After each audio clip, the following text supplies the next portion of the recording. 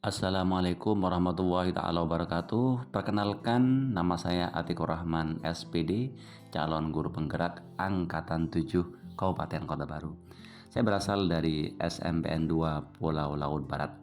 Dalam kesempatan kali ini saya akan melaksanakan wawancara kepala sekolah terkait dengan pengambilan keputusan berbasis nilai-nilai kebajikan sebagai pemimpin.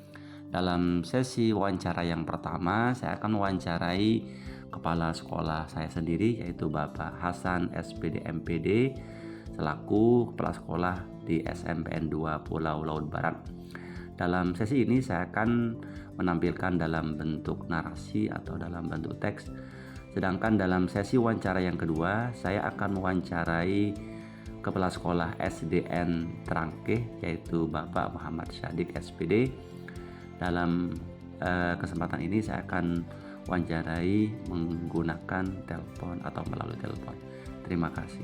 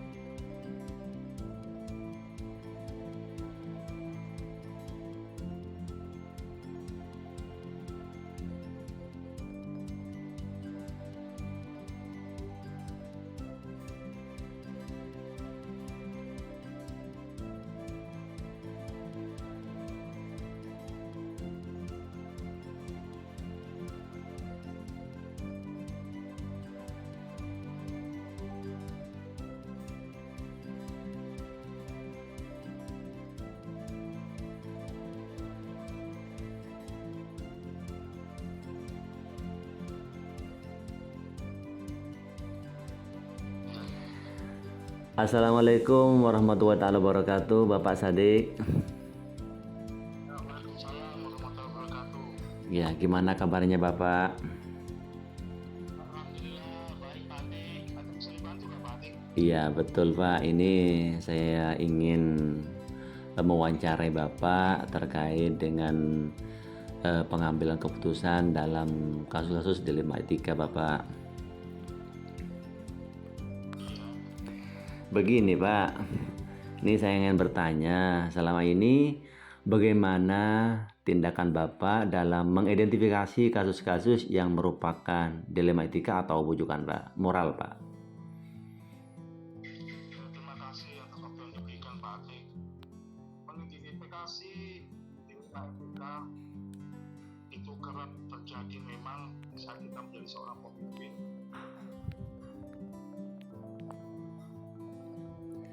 Ya betul Pak. Terus bagaimana Bapak menjalankan pengambilan keputusan di sekolah, terutama untuk kasus-kasus di mana ada dua kepentingan yang sama-sama benar atau sama-sama mengandung nilai kebajikan Pak?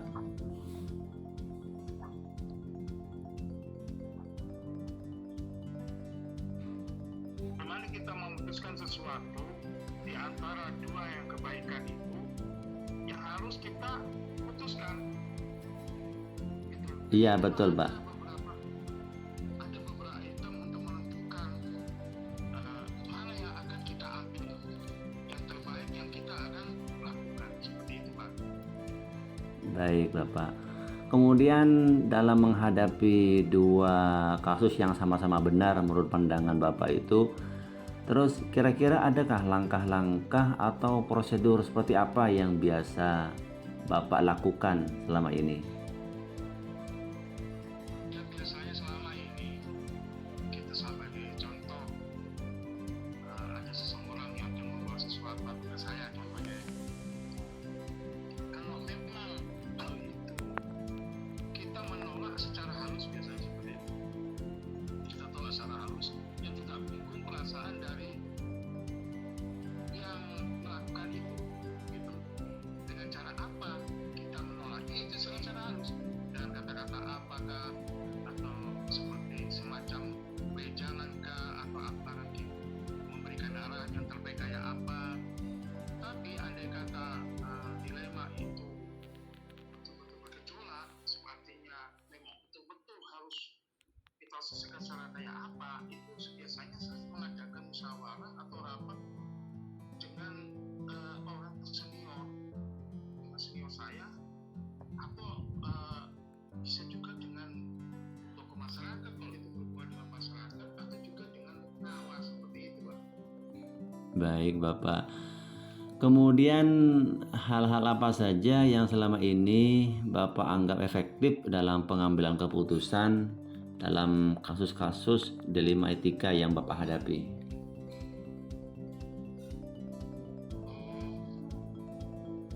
Coba diulangi Pak Dik tadi. Hal-hal apa saja yang selama ini Bapak anggap efektif dalam pengambilan keputusan pada kasus-kasus dilema etika? Biasanya kalau yang saya lakukan adalah dengan cara yang pertama dengan menolak secara halus. Yang kedua, biasanya saya memutuskan itu tidak langsung memutuskan bahwa itu memang dilema etikanya agak parah, yang betul memerlukan konsentrasi yang agak tinggi gitu. Jadi biasanya saya biasanya tidak langsung mengatakan menolak atau juga menerima, bisa diamkan dengan melihat ramal muka dari yang mereka yang datang itu, seperti itu Pak. Oke Bapak. Kemudian hal-hal apa saja yang selama ini merupakan tantangan dalam pengambilan keputusan pada kasus-kasus dilema etika? Kadang kita kan sering Pak lah ketika dihadapkan dengan dua masalah yang sama-sama benar, kita dihadapkan dalam dilema etika, kemudian menurut Bapak merupakan tantangan dan pengambilan keputusan itu seperti apa Pak? Tantangannya? Tantangannya pertama, andai kata dilema etika itu datangnya dari atas, paham Pak Atik Pak? Nggih. Dari atas itu kayak apa? Ya biasanya dari atas sih, agak berat tuh dari atas. Biasa kita atau titipan atau apa, itu biasa tantangan seperti itu. Tapi bagi saya tantangan seperti itu lebih senang saya daripada yang biasa. Kalau biasa kan kita hadapi biasa, tapi tantangan seperti itu enak-enak apa ya, kayak ibarat kayak sambal itu loh, pedas tapi sedap seperti Itu Pak ya. jadi kayak itu. Jadi saya seperti itu saya senang, tapi itu tadi cara memutuskannya, tantangan itu kayak apa itulah, itu lebih senang, saya lebih menantang itu seperti itu Pak. Baik Bapak, ini sangat memberikan inspirasi sebenarnya jawaban dari Bapak. Kemudian ini Pak lagi, apakah Bapak memiliki sebuah tatkala atau jadwal, ada jadwal tertentu dalam menyelesaikan sebuah kasus dilematika? Apakah Bapak langsung menyelesaikan saja di tempat itu atau memiliki sebuah jadwal khusus agar dilematika tersebut bisa terselesaikan dalam bentuk atau prosedur seperti apa Pak? Jadi gini, dilematika itu tidak ada jadwal sebenarnya. Jatah tiba-tiba sama dengan hujan. Contohnya mendung langsung itu aja, petir gitu aja. Jadi seperti kehidupan sehari-hari gitu. Jadi tidak ada jadwal, bahwa ada jadwalnya pasti ada dilematika itu enggak jadwal itu. Jadi kejadian itu terjadi begitu aja seperti itu. Ya, baik. Jadi kita bagaimana memutuskannya kayak apa, itu ya nanti itu tadi saya bilang bahwa kita konsekuensinya menghadapi dilema itu kayak apa, itu aja. Baik Bapak, jadi ketika ada permasalahan, ada dihadapkan dalam dilematika, jadi Bapak langsung eksekusi saja, tidak harus ada jadwal tertentu atau berapa bulan sekali, nggak ada Pak ya? Nggak ada, kan juga nggak langsung dieksekusi. Oh, Dialami dulu ya. Apakah diperlukan sekarang, diputuskan atau nanti menunggu? Iya. Waktu. Melihat dulu Pak ya. Jadi kayak artinya kita profesional dalam bekerja, dalam arti kata kalau kita menimbang-nimbang apa yang harus kita lakukan atau kita putuskan langsung, nanti ada sesuatu kita akan nggak tahu kayak apa. Jadi kita harus tahu sebab akibatnya. Kalau saya memutuskan ini, sebab akibatnya kayak apa. Iya, nah, seperti itu. Baik Bapak. Ini kemudian nih Pak, kemudian adakah seseorang atau faktor-faktor apa yang selama ini mempermudah atau membantu Bapak dalam pengambilan keputusan dalam kasus-kasus tersebut Pak? Pertama, sebagai seorang muslim kita tabayun. Iya. Pertama tabayun. Kedua, biasanya kalau saya bimbing itu saya rundingkan dengan orang terdekat saya, tapi saya tidak kayak seperti sharing gitu sesama teman. Kalau ada kayak ini gitu di sekolah seperti itu, kayak apa nih, ada izin ini pada saya bagus juga, cuma tadi kita harus memperhatikan ke seorang yang profesional dalam memimpin. Tidak seenaknya, tidak sempurna memutuskan sesuatu. Begitu Pak. Iya, baik Bapak.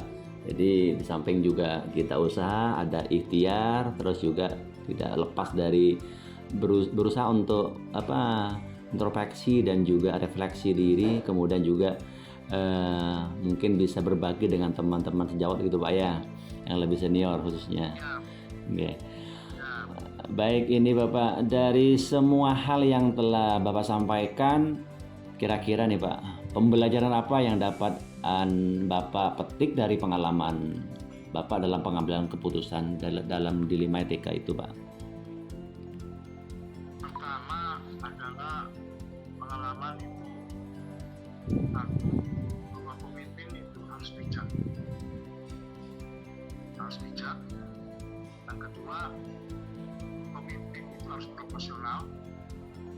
Dalam arti kata menghadapi tantangan yang seperti itu kayak apa. Yang kedua, mental harus bagus dalam menghadapi yang seperti itu, karena mental yang berbicara. Di situ kita bisa lihat mental itu betul-betul teruji di situ. Apa kita akan terpengaruh atau tidak? Seperti itu Pak. Baik Bapak, ya yang diperlukan nyata Pak, jam terbang juga Pak ya, jam terbang, pengalaman, kemudian mental kita tersendiri lah hitungannya untuk menghadapi permasalahan seperti itu. Iya, jadi kita harus betul-betul mental baja. Iya. Tidak gampang ciut gitu Pak ya.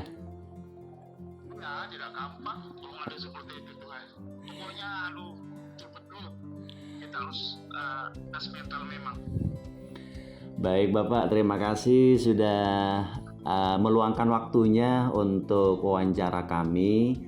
Semoga apa yang Bapak sampaikan tadi bisa juga memberikan inspirasi buat saya ke depannya untuk menjadi calon pemimpin pembelajaran, hingga nanti ke depannya saya bisa mengambil hal yang terbaik, keputusan terbaik ketika dihadapkan dalam dilema ITK, Pak. Ya, Pak Di, sama-sama Pak Di. Terima kasih Pak. Baik, terima kasih Bapak. Assalamualaikum warahmatullahi wabarakatuh.